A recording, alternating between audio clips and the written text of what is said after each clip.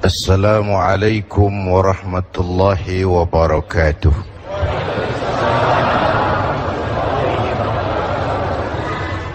Alhamdulillah, salatu wassalamu ala rasulillah, amma ba'du. Muhasabah mirip dengan introspeksi, menghitung-hitung diri, melakukan pemeriksaan terhadap diri kita sendiri, menghitungnya sebelum Allah menghitungnya, dengan anggapan kalau kita yang menghitungnya sekarang, maka segala kekurangan-kekurangan itu masih kita bisa perbaiki. Tapi kalau Allah yang menghitungnya kelak, tinggallah pertanggungan jawab. Karena itu Rasulullah berpesan, hasibu anfusakum qabla an tuhasabu. Hitung-hitunglah dirimu sebelum Allah menghitungnya. Contoh, Bapak Ibu pernah nonton film? Pernah? Jangan pura-pura, jawab aja yang jujur. Pernah nonton film? Oke. Film itu menjadi sebuah tontonan setelah melalui proses yang panjang, kan? Ada editing, ada sensor, ada dubbing. Dubbing itu ngisi suara. Kalau suaranya nggak jelas, di dubbing. Kalau ada adegan yang nggak pantas, disensor. Kalau ada cerita yang kurang utuh, diedit.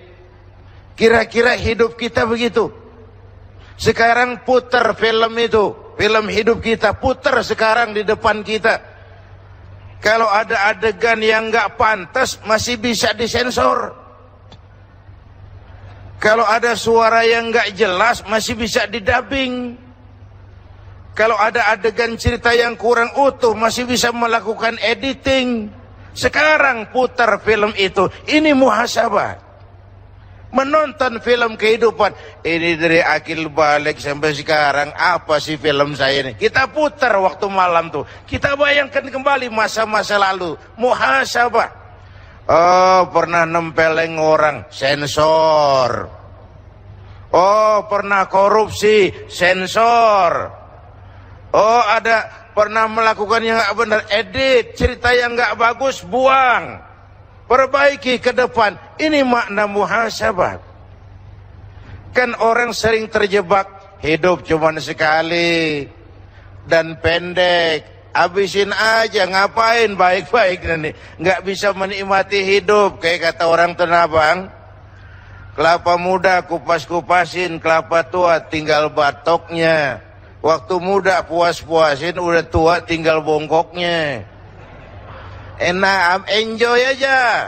Nikmati apa yang bisa dinikmati, nggak perlulah muhasabah itu. Padahal hidup bukan sekali, hidup ini panjang, Pak, panjang. Dan terjebak pada kenikmatan kulit, rugi. Terjebak pada kenikmatan kulit, rugi. Emas pasti kuning, benar itu? Apa semua yang kuning pasti emas? Jangan terjebak di permukaan. Jangan terjebak pada kesenangan yang kulit. Yang kita cari kesenangan yang batiniah. Itu sebabnya Rasulullah mengajarkan orang bahagia itu cirinya 4. 4 tanda orang bahagia. Berapa, Bu? 4. 4 apa? 4 ciri. Ciri apa? Ciri 4. Yang pertama, orang bahagia itu menurut Rasul, orang yang dalam urusan materi pandangannya diarahkan ke bawah, sehingga timbul syukurnya, luas hatinya. Kalau luas hati, Rumah yang kecil besar rasanya. Kalau sempit hati, rumah yang besar kecil jadinya. Kalau hati sempit, rumah kecil, kiamat namanya. Orang bahagia, orang yang hatinya luas, bisa mensyukuri nikmat. Tapi orang yang hatinya sempit biasanya tidak bisa mensyukuri nikmat. Dan ini lebih celaka, tidak senang lihat orang lain dapat nikmat. Orang begini susah gemuk. Susah gemuk. Gimana kok bisa susah gemuk, Pak Kiai? Lah, lihat tetangga beli televisi, demam. Tetangganya beli sepeda motor, masuk rumah sakit. Tetangganya beli mobil, mati. Disiksa oleh perasaannya sendiri. Orang kalau sudah nggak bisa mensyukuri nikmat dan tidak senang lihat orang lain dapat nikmat, disiksa oleh perasaannya sendiri. Dan orang kayak gitu ya susah gemuk dong. Dalam materi orang lihat ke bawah, timbul syukurnya. Syukur kita punya mobil, tetangga sebelah cuman punya motor. Syukur kita punya motor, tetangga sebelah cuma jalan kaki. Syukur kita bisa jalan kaki, tetangga sebelah stroke. Bertahun-tahun gak kemana-mana. Yang stroke alhamdulillah masih hidup. Tetangga sebelah kemarin pulang gak balik lagi. Mensyukuri nikmat. Tapi kalau dibalik, materi lihat ke atas, kapanlah awak nih mau bersyukur? Kapan mau bersyukur? Kalau manusia diberikan 2 ladang emas, puas? Enggak, mereka akan cari ladang emas ketiga. Bukankah puasa? Coba lihat. Kalau sudah kayak gini hari menjelang maghrib, apa saja kalau boleh orang lain jangan kebagian. Semua mau saya minum, semua mau saya makan. Kalau boleh orang lain jangan kebagianlah. Semua buat saya. Padahal kena seteguk air, sepotong roti. Inilah hidup tuh. Kalau diperturutkan nggak pernah kenal cukup, nggak pernah kenal titik, nggak pernah kenal puas. Maka dengan puasa kita muhasabah. Kalau ukurannya materi relatif, Pak. Bu. Apa? Tukang beca ngomong, tukang beca bilang enak naik Mercy ya, joknya empuk, AC-nya sejuk. Kata tukang beca, yang di Mercy ngomong, tukang beca enak bener ya, di atas jok ngorok, nggak ada yang dipikirin. So, enak tuh ada di mana? Enak tuh punya siapa? Saya mau bilang sebenarnya, karena tema hari ini agak tasawuf, orang kaya adalah orang yang hidupnya cukup. Orang miskin, orang yang selalu merasa kurang. Jelas, Bu? Apa yang jelas? Ya, yang barusan itu. Ya. Yang kedua, orang bahagia itu kata Nabi, dalam urusan akhirat dia lihatnya ke atas. Dia yang tua itu sanggup puasa dan gak apa-apa. Kenapa saya yang muda tidak? Dia bisa tarawih, kenapa saya tidak? Dia bisa, begipun sibuknya, dia bisa datang ke pengajian, kenapa saya tidak? Keinginan mencontoh yang ukhrawi, keinginan mencontoh yang immaterial, dan itu melahirkan sugesti untuk beribadah lebih baik. Yang kedua. Yang ketiga, orang bahagia itu kata Nabi, orang yang selalu melupakan kebaikannya. Ini juga bagian introspeksi. Orang yang kalau berbuat baik, dia ikhlaskan, gak pernah diingat-ingat. Dia lupakan, dia anggap dirinya belum pernah berbuat baik. Sehingga kalau ada kebaikan dia tidak bisa ikut, dia merasa sangat rugi. Lawanannya orang celaka, orang yang selalu mengingat kebaikannya, menepuk dada, menghitung jasa. Tuh kalau nggak saya tuh, itu kalau nggak saya, itu kalau nggak saya. Emang kalau nggak lu kenapa sih? Selalu kalau nggak saya, kalau nggak saya, kalau nggak saya. Orang yang suka menepuk-nepuk dada itu biasanya orang yang nggak percaya diri, Pak. Yang ketiga, orang bahagia itu, yang keempat maksud saya, orang yang selalu ingat kesalahan yang dia lakukan. Nah, ini juga bagian introspeksi. Sehingga kalau akan berbuat salah yang baru, kemarin aja udah 3 keranjang, ini nambah lagi, bagaimana nanti di padang mahsyar. Ini bagian dari introspeksi. Orang yang selalu mengingat kesalahan yang pernah dia lakukan, sehingga apabila akan melakukan kesalahan baru, itu lebih jadi langkah preventif buat dia.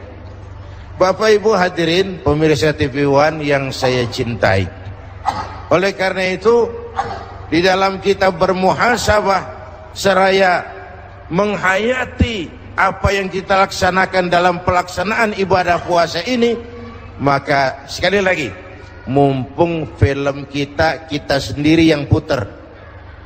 Kalau nanti Allah yang putar film hidup kita, tinggal pertanggungan jawab. Tapi kalau sekarang kita yang putar, masih bisa diedit, masih bisa disensor, pintu taubatnya masih terbuka. Bu,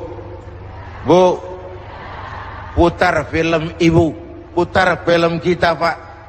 Jangan sampai kita termasuk nanti di hadapan Allah banyak adegan-adegan hidup yang mestinya nggak disensor, belum kita sensor, bertanggung jawab loh di hadapan Allah.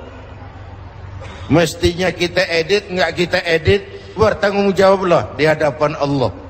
Memang hidup ini singkat, tapi ya waktu yang singkat akan terasa banyak manfaatnya kalau kita bisa menggunakan dengan sebaik-baiknya. Dan mati bukan akhir dari sesuatu yang bernama hidup. Ini kan kita ini semua nih calon-calon jenazah nih. Ibu-ibu tuh bakal mati.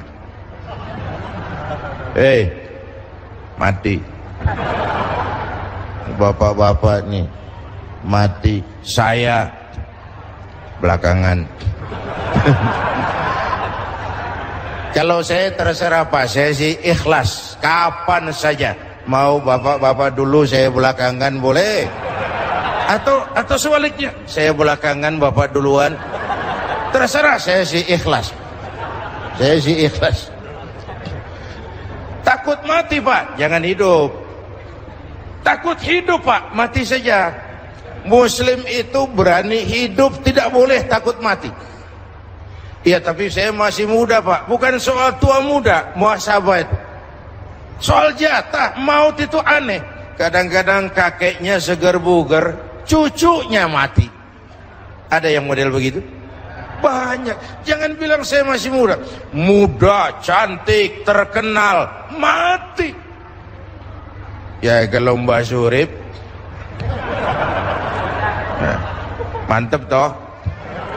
Ya udah 60-an, Mas Rendra 71, tapi orang kayak Taufik Sapalas, Nike Ardila, muda, cantik, terkenal, mati. Alda, suara emas, muda, terkenal, mati. Nggak bisa kalau mau muhasabah, nggak bisa dikubur Munkar Nakir. Tanya Alda, man rabbuka? Lalu dia jawab, aku tak biasa. Ya nggak bisa dong, babnya lain. Ini muhasabah. Tidak ada orang yang tidak pernah salah. Jadi orang yang baik bukan orang yang tidak pernah salah, karena tidak ada orangnya yang tidak pernah salah itu. Orang yang baik adalah orang yang kalau dia melakukan kesalahan, dijadikannya itu sebagai pelajaran untuk tidak diulanginya lagi di masa yang akan datang. Tidak jatuh 2 kali di tempat yang sama. Sepanjang nafas belum sampai di tenggorokan, sepanjang itu taubat diterima oleh Allah Subhanahu wa taala. Cuma tentu untuk melaksanakan sesuatu yang bernama taubat, bahkan tidak harus menunggu sampai usia senja. Udah lalui sanjo, udah sore baru mau taubat, tidak. Atau menunggu sebuah kondisi. Biasanya kalau kita ini kan Kalau lagi kepepet, sulit, sakit, sama Allah dekat bener. Kalau rezeki lagi payah, lapangan kerja lagi, ya Allah, ya Allah, ya Allah. Dikasih keluangan sedikit, tamat, wassalam. Artinya ketika miskin kita hamba Allah, setelah jadi orang kaya kita pindah jadi hamba harta. Ini tidak konsisten namanya. Maka itu Bapak Ibu, saya mau tambah sedikit. Kalau nanti, ini soal taubat ya, seapapun banyaknya dosa, kalau nanti Bapak Ibu kita ini insya Allah sampai ke surga, amin. Di surga ini nanti kita ketemu orang baik-baik, syuhada, solehin, habaib, para wali. Kita nggak usah heran, itu wajar lah orang baik-baik tempatnya di surga. Bapak itu nanti terkejut kalau masuk surga ketemu pelacur. Pelacur masuk surga. Loh, kok sampean ada di sini, Bayu? Ini Allah apa nggak salah wesel tuh ini? Dia bilang, Mas, saya ini ada di sini, di surga sini. Padahal waktu di dunia ini sayanya siapa, Mas tahu kan? Mas juga kan langganan waktu itu kan.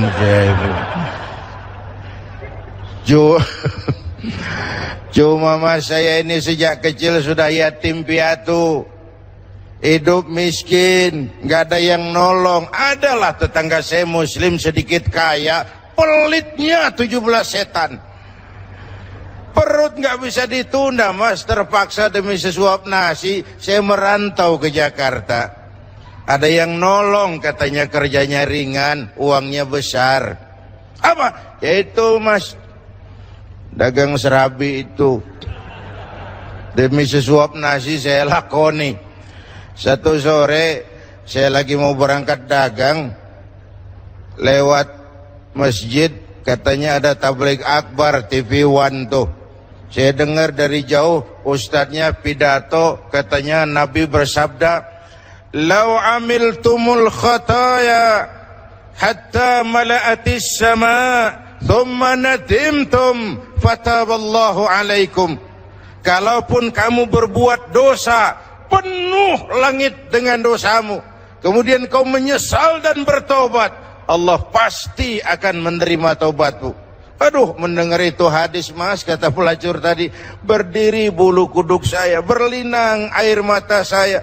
Terbayang dosa-dosa yang pernah saya lakukan, terbayang orang-orang yang pernah menanamkan modal asing. Dikala itu hidayah datang, saya tobat sebenar-benarnya. Saya bungkus pakaian pulang mudik, lagi bungkus pakaian, nasabah datang, saya bilang mulai hari ini gue berhenti dagang. Tobat saya rupanya diterima Allah, Mas, walaupun mampir dulu ke tempat lain, akhirnya saya bisa sampai juga ke surga. Ini sebuah pertanda Allah Tuhan kita bukan Tuhan yang pendendam. Allah Tuhan kita Tuhan yang ramah, yang siang malam mengangkat tangan menerima taubat hamba-hambanya. Kau jalan menujuku, aku lari menyambutmu. Kau jalan menujuku, aku lari menyambutmu. Begitu Allah Tuhan kita ini. Ini nuansa Ramadan, peluang untuk melakukan muhasabah atas film-film gelap yang pernah kita lakukan dari sisi kehidupan kita, atas adegan-adegan yang tidak senonoh yang kita lakukan dalam perjalanan hidup kita. Ayo kita lakukan sensor, ayo kita lakukan editing, ayo kita lakukan dubbing, supaya film ini nanti di padang mahsyar bisa kita pertanggungjawabkan. Itu. Assalamualaikum warahmatullahi wabarakatuh, Pak Ustaz. Salah satu sifat manusia adalah pelupa. Bagaimana kita mengenal kembali bahwa kita telah melakukan salah satu dari kesalahan 4 ciri di atas untuk melakukan muhasabah ini. Sekian, terima kasih. Assalamualaikum warahmatullahi wabarakatuh. Yang dimaksud mengingat kembali adalah meyakini bahwa kita pernah melakukan itu. Nah, kalau sudah kita yakini itu, bagaimana menghapusnya? Rasulullah mengajarkan, ikuti perbuatan salahmu dengan kebaikan. Niscaya kebaikan itu menghapus kesalahan yang kamu lakukan. Wa atbi'is sayyi'atal hasanata tamhuha. Ikuti perbuatan salahmu dengan kebaikan. Niscaya kebaikan itu menghapus kesalahan lalumu. Jadi kalau pernah makan harta orang dengan cara yang zalim, perbanyak sedekah sekarang. Itu loh. Kalau dulu banyak meninggalkan sholat, perbanyak sholat sunnah sekarang. Ikuti perbuatan salah dengan kebaikan, niscaya kebaikan itu menghapus. Jadi bukan muhasabah sekedar, iya deh gue ingat gue pernah bikin dosa dulu, tapi sekarang nggak bikin apa-apa. Nothing. Ikuti perbuatan salahmu dengan kebaikan hari ini.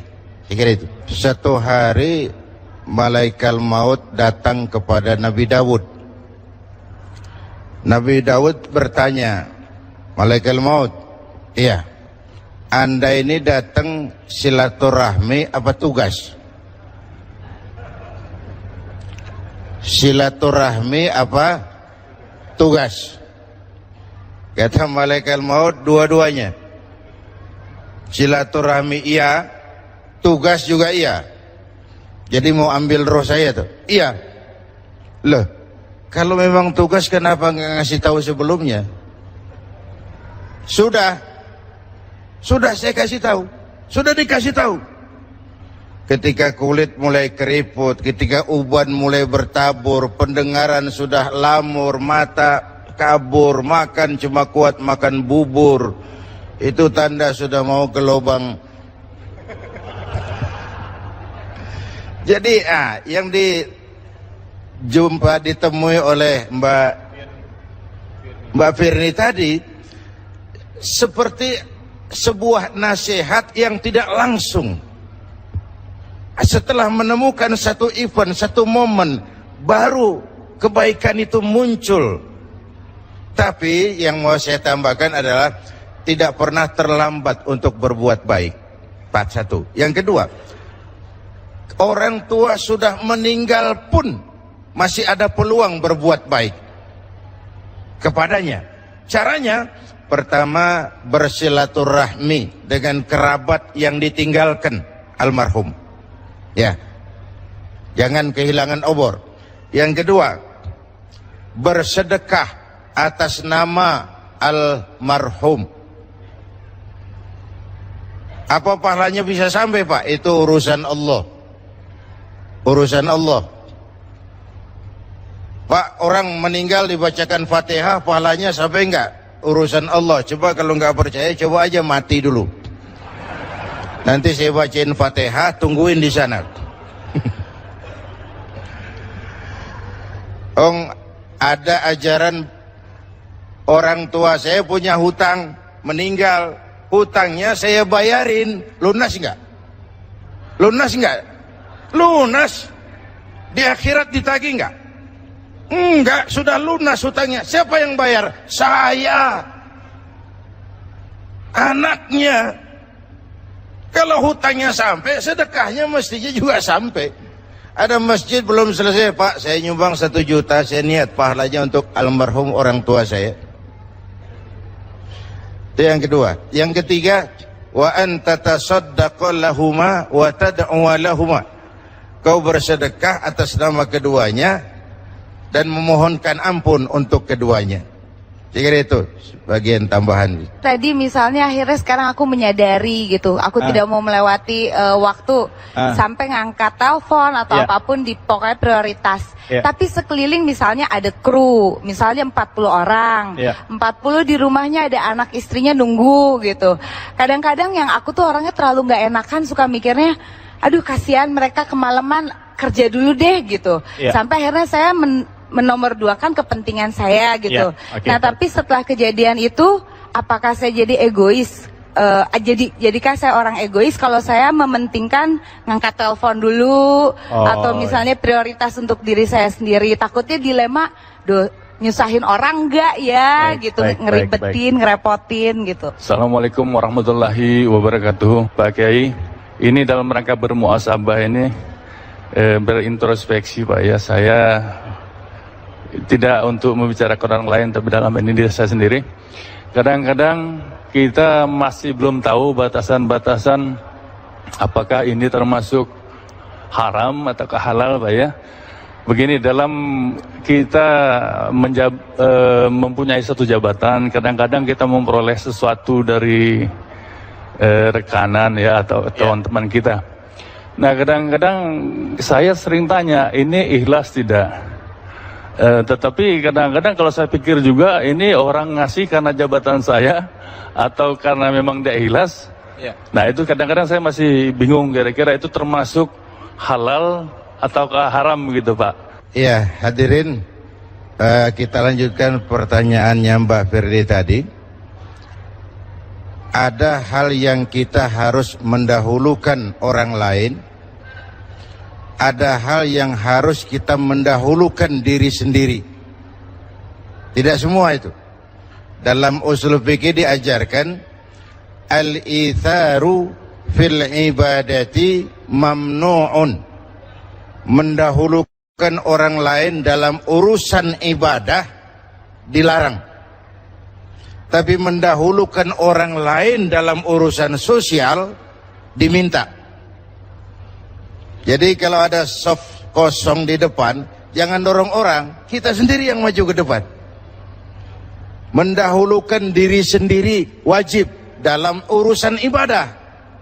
Mendahulukan orang lain diminta dalam masalah sosial kemasyarakatan. Jadi kalau merasa bahwa berbakti kepada ibu bapak bagian dari ibadah, tidak salah Mbak Firdi mendahulukan ibu bapak ketimbang tugas. Ya. Yang kedua, ini penyakit musim-musim lebaran.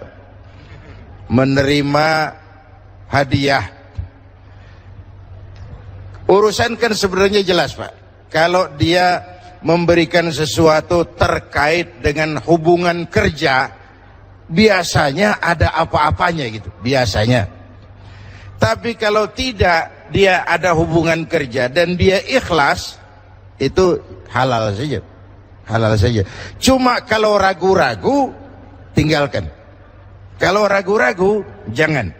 Kata Nabi, yang halal jelas, yang haram jelas, yang antara halal haram itu namanya syubhat, barang remeng-remeng. Mau dibilang haram enggak jelas, mau dibilang halal juga enggak. Yang syubhat lebih baik ditinggalkan, yang meragukan. Saya kira itu. Bapak Ibu mungkin ingat episode tentang Sa'labah bin Hatib Al-Ansari. Ini sahabat yang miskin, tapi kemiskinannya tidak menghalangi ibadahnya.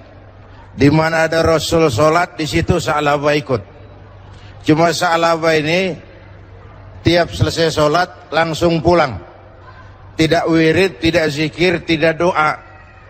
Jadi kalau sahabat yang lain selesai sholat Allahumma antas salam, Sa'labah ini selesai sholat Allahumma lantas jalan.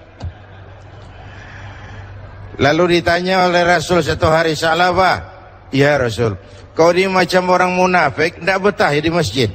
Bukan ya Rasul, tidak penting wirid dan zikir. Penting ya Rasul. Kenapa kamu selesai sholat terus pulang? Saya orang miskin ya Rasul, sarung satu berdua sama istri saya. Jadi waktu saya sholat, istri saya di rumah nunggu giliran sarung.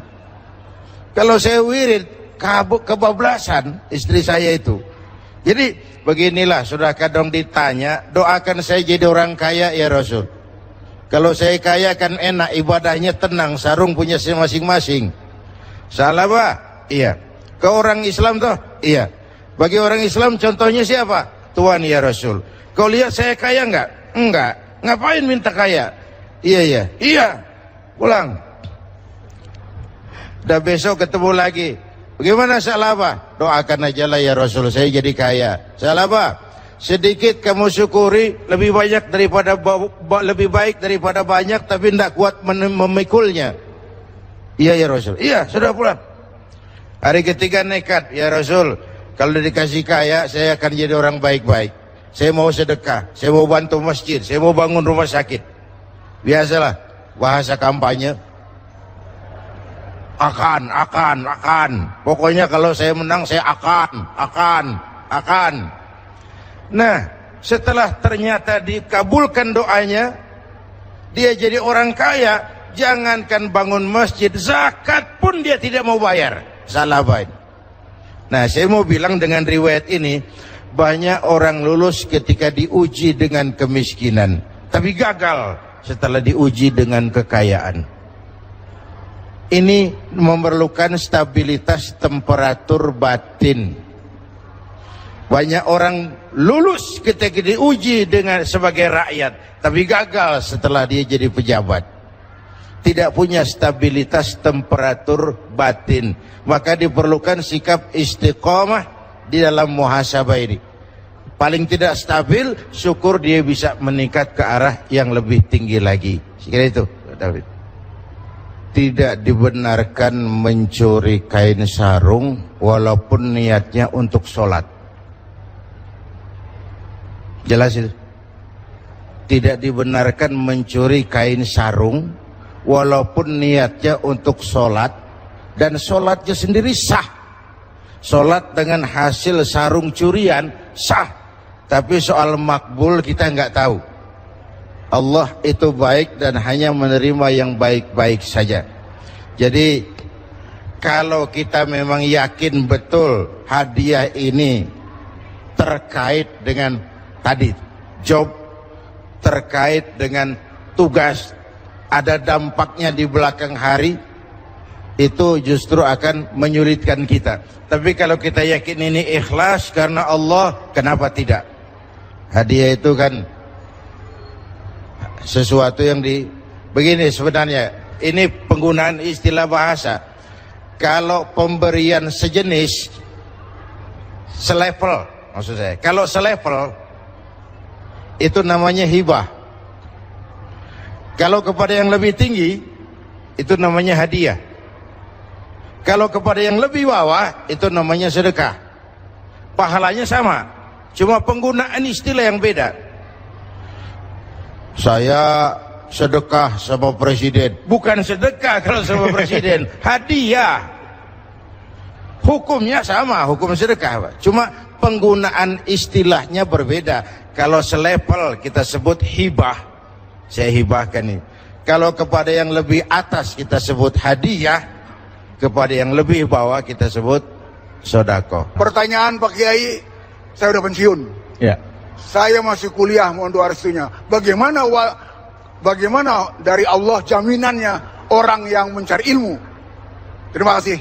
Tentang jaminan bagi orang yang menuntut ilmu, Allah Subhanahu wa ta'ala dalam Al-Quran menjelaskan Allah mengangkat derajat orang yang berilmu daripada kelompok-kelompok lain selama beberapa derajat.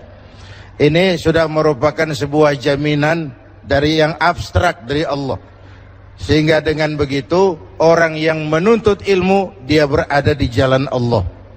Sebuah gambaran saja, kepada Imam Ali pernah ditawarkan, Ali, kalau saya berikan harta atau ilmu, kau pilih mana? Ya ilmu, kata Ali. Kenapa? Pertama, dengan ilmu kamu bisa cari harta, tapi dengan harta belum tentu kamu bisa dapat ilmu. Yang kedua, ilmu harta kamu kasih orang kurang, ilmu kamu kasih orang tambah. Punya uang 100.000, kasih uang orang 50.000, kan tinggal 50.000. Tapi bisa Fatihah, ajarkan orang lain bisa, kita sendiri makin mantap. Nggak lantaran bodoh karena ngajarin orang. Ajarin gua Fatihah dong, udah habis. Udah nggak ada itu. Ilmu tuh makin mantap. Yang ketiga, makin banyak hartamu, makin sibuk kau jaga dia. Tapi makin banyak ilmumu, makin bagus dia jaga kamu. Dengan kata lain, harta kita yang jaga, tapi ilmu dia yang jaga kita. Hadirin Bapak, Ibu, dan segenap pemirsa TV One yang saya cintai, pada penutupan ini saya menjawab pertanyaan akhir yang disampaikan oleh Ananda David tadi. muhasabah bagaimana sebagai bangsa pasca pemilu dan pasca pembentukan kabinet baru yang akan datang. Saya pikir muhasabah yang perlu kita lakukan sebagai bangsa saat ini adalah melakukan rekonstruksi kembali atas kerukunan kita, baik antar agama, antar umat beragama, dan antar umat beragama dengan pemerintah. Rukun antar umat seagama, rukun antar umat beragama, dan rukun antar umat beragama dengan pemerintah. Saya kira dengan semangat kebersamaan, segala tantangan-tantangan kita akan bisa kita hadapi. Rukun antar umat seagama kita sesama muslim, rukun antar umat beragama, karena Islam rahmatan lil alamin dan Indonesia sangat majemuk. Lalu rukun antar umat beragama dengan pemerintah, sehingga apa yang kita cita-citakan dapat terlaksana adanya. Mari sama-sama kita mohon kepada Allah, mudah-mudahan negara kita senantiasa dalam perlindungan Allah, pemimpin kita diberikan kekuatan untuk dapat melaksanakan keinginan rakyat yang lebih baik. Al-Fatihah. Bismillahirrahmanirrahim. Alhamdulillah Rabbil Alamin. Salli ala Sayyidina Muhammad wa ala alihi wa sahbihi ajma'in. Allahumma ya Allah, dengan sepenuh perasaan dan pengharapan, dalam segala kerendahan dan kelemahan, hari ini kami bermuhasabah, memeriksa diri kami. Begini banyak nikmat dan karunia yang Kau berikan kepada kami ya Allah, namun begini banyak kesalahan yang kami lakukan. Karuniamu turun setiap saat, namun dosa kami naik di setiap waktu. Ya Allah, kalau selama ini lebih banyak lalai kami dari ingat kami, lebih banyak keluhan kami dari syukur kami, lebih banyak marah kami dari sabar kami, tunjuki kami jalan-Mu yang lurus, yang apabila kami berpijak di atasnya, tidaklah kami akan tersesat buat selamanya. Rabbana atina fid dunya hasanah wa fil akhirati hasanah wa qina adzabannar. Walhamdulillahi rabbil alamin. Astaghfirullah rabbal baraya, astaghfirullah minal khataya.